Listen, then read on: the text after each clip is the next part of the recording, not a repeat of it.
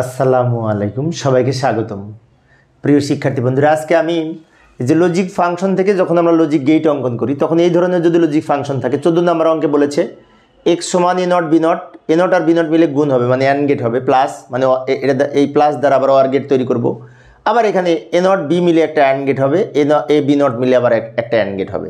তখন এই ফাংশনের মধ্যে নট গেট আছে, অর গেট আছে এবং গুণ করার জন্য অ্যান্ড গেট আছে। তো কোনটা আগে করব, কোনটা কিভাবে করব, তাই না? প্রথমে আমরা এ আর এ নট, বি আর বি নট আগে তৈরি করে নিব, তাহলে সুবিধা হবে। যেমন এই অঙ্কে এ আছে, এ নট আছে, বি আছে, বি নট আছে। তাহলে আমরা এখানে খুব সহজে করার জন্য এ একটা লাইন টানলাম আর এখান থেকে আমরা এইখানে নট যুক্ত করে এই এ নট তৈরি করে নিলাম। তাহলে এখন আমরা বলতে পারি এটা এ, এটা এ নট।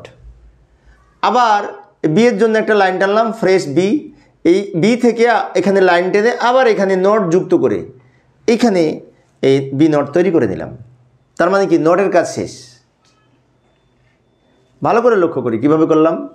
এটা এ, এটা এ নট, কারণ এই নটটা ক্রস করে নিচে আসলে বা এই নটটা ক্রস করে যখন যে লাইনটা বের হবে সেটি নট গেট হবে।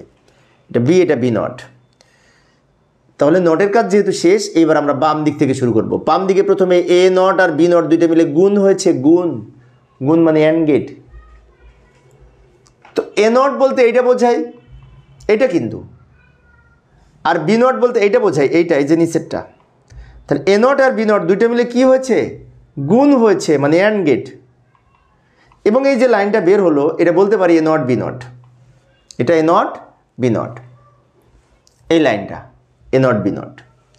এবার পরেরটা, পরে এইটুকু, এই প্লাসটা পরে করব, প্লাসটা সবার শেষে। এ নট বি দুইটা মিলে আবার গুণ হয়েছে। এ নট মানে কি এই লাইনটা এ নট, বি বলতে এইটা বি, এ নট আর বি দুইটা মিলে কি হয়েছে, আবার গুণ হয়েছে, তার মানে এরকম অ্যান্ড গেট হবে। শেষেরটা এ বি নট, এ তো এইটা, বি নট মানে কি এইটা বি নট, এটা এ, এটা বি নট, এটা বি নট। তাহলে এ আর বি নট দুইটা মিলে আবার কিন্তু গুণ হয়েছে। তো গুণ মানে আমরা এখানে আবার একটা অ্যান্ড গেট অঙ্কন করব, তাই না?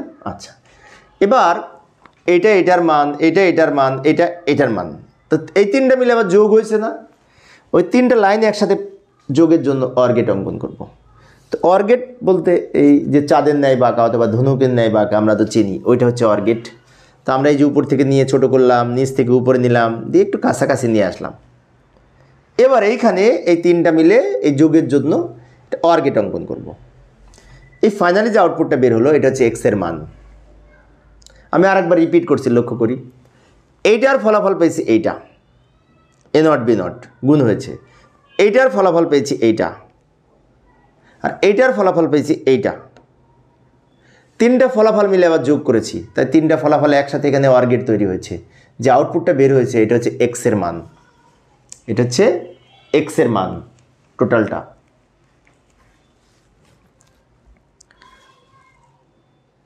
তো প্রিয় শিক্ষার্থী বন্ধুরা, এই ছিল আমার আজকের আলোচনার বিষয়। আমি শিক্ষার্থীদের অনুরোধে অল্প অল্প করে আলোচনা করার চেষ্টা করি যাতে শিক্ষার্থীরা বোরিং ফিল না করে।